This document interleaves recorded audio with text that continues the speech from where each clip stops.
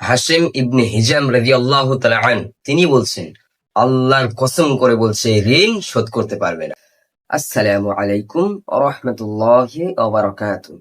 আমরা গত ভিডিওতে বলেছিলাম, মানুষ জুবাইর ইবনুল আওয়াম রাদিয়াল্লাহু তাআলা আনহুর কাছে পয়সা রাখতে আসতেন আমানত হিসেবে, কিন্তু উনি বলেছিলেন না, আমাকে ঋণ দাও। এবং সেই ঋণের টাকা উনি কি করতেন সেটি আজকে এখান থেকে আমরা বিস্তারিত আলোচনা করব ইনশাআল্লাহু তাবারাকা ওয়া তাআলা। তো সেই সমস্ত ঋণের টাকা নিয়ে উনি জমি বাড়ি ক্রয় করতেন, কিনতেন, জমি বাড়ি কিনতেন, এবং এটাই ছিল তার রিয়েল এস্টেট ব্যবসা। এবং আরো একটা ঘটনা এখানে বলে রাখি আপনাদেরকে, যে 10 জন আশারায়ে মুবাশশারা ছিলেন, মানে জান্নাতের সুসংবাদ প্রাপ্ত যে 10 জন সাহাবী ছিলেন, তাদের মধ্যে উনিও একজন ছিলেন, জুবাইর ইবনুল আওয়াম রাদিয়াল্লাহু তাআলা আনহু। তো জুবাইর ইবনুল আওয়াম রাদিয়াল্লাহু তাআলা আনহু, আমরা যেমন সাধারণত মনে করি হুজুর মানুষটা দিনের কাজ করবে, এটাই তো ব্যবসা বাণিজ্য, রিয়েল এস্টেট না, এটা ভুল ধারণা আমাদের সাধারণ মানুষদের। ব্যবসা তো সবাই করতে পারে।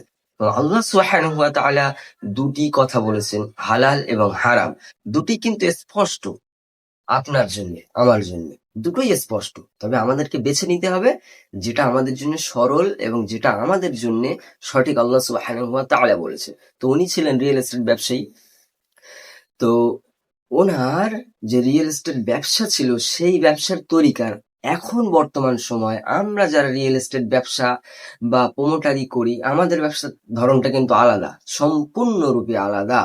এই বিষয়ে আমরা পরে আলোচনা করবো ইনশাআল্লাহ।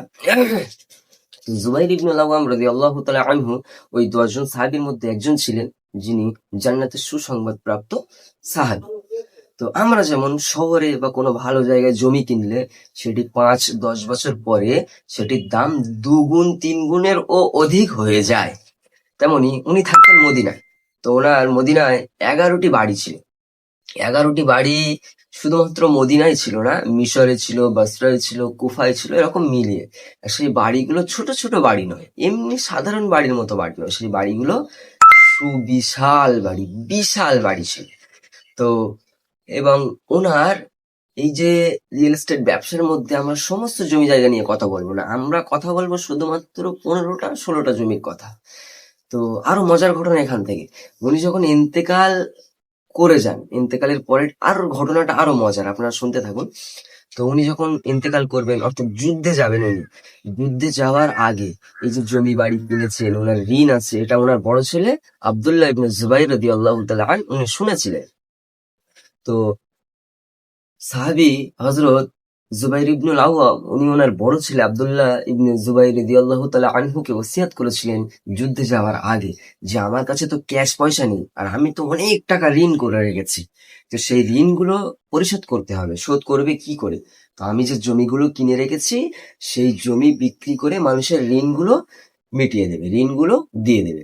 তো উনি যুদ্ধে গিয়েছেন, শহীদও হয়েছেন, এবং যখন শহীদ হয়ে যায় তখন ওনার বড় ছেলে আব্দুল্লাহ ইবনে জুবাইর রাদিয়াল্লাহু তাআলা আনহু হিসাব করে দেখলেন যে ওনার বাবার রেখে যাওয়া ঋণ 22 লক্ষ দিরহাম, মানে যেটা কল্পনার বাইরে। জাস্ট ইমাজিন, 22 লক্ষ দিরহাম মানে আজকেরকার ডেটে কত কোটি টাকা, আপনি হিসাব করে দেখবেন। তো 22 লক্ষ দিরহাম ওনার আব্বাজি ঋণ রেখে গিয়েছেন, ওনার বড় ছেলে আব্দুল্লাহ ইবনে জুবাইর হিসাব করেছেন।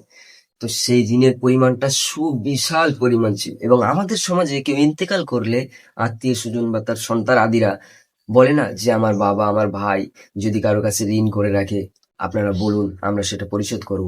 তেমনি ওই সময় হাশিম ইবনে হিজাম রাদিয়াল্লাহু তাআলা আনহু বলে একজন সাহাবী আসেন, এবং এসে উনি আব্দুল্লাহ ইবনে জুবাইর রাদিয়াল্লাহু তাআলা আনহুর কাছে বলেন যে তোমার বাবার রেখে যাওয়া ঋণের পরিমাণটা কত। এবং আব্দুল্লাহ ইবনে জুবাইর রাদিয়াল্লাহু তাআলা আনহু খুবই চালাক মানুষ ছিলেন।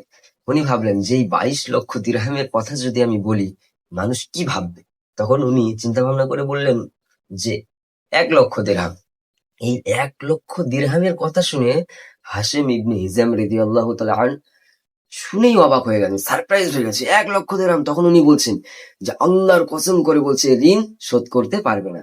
উনি এসেছিলেন, আমরা যেমন সমাজে বলি যে বলুন, ঋণ থাকলে আমরা শোধ করবো। উনিও ঠিক এসেছিলেন এই কথায় যে ঋণটা যাতে শোধ করা যায়, শুনবো কত টাকা ঋণ আছে, সেই ঋণটা আমরা পরিশোধ করার চিন্তা ভাবনা করবো। যখন শুনেছে যে 1,00,000 দিরহাম, তখন উনি জাস্ট শকড হয়ে গেছে, সারপ্রাইজড হয়ে গেছে যে 1,00,000 দিরহাম। তখন উনি বলছেন, আল্লাহর কসম করে বলছে এই ঋণ পরিশোধ করতে পারবে না।